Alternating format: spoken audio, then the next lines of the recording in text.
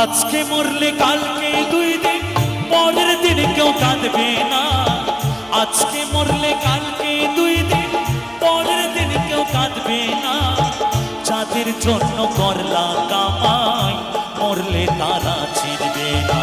থাকতে সময় করো বাবা, ঈমান করো খাঁটি। থাকতে সময় করো বাবা, ঈমান করো খাঁটি। শেষ ঠিকানা তোমার আমার 3.5 হাত মাটি। আমার তোমার শেষ ঠিকানা 3.5 হাত মাটি। আজকে মরলে কালকে 2 দিন,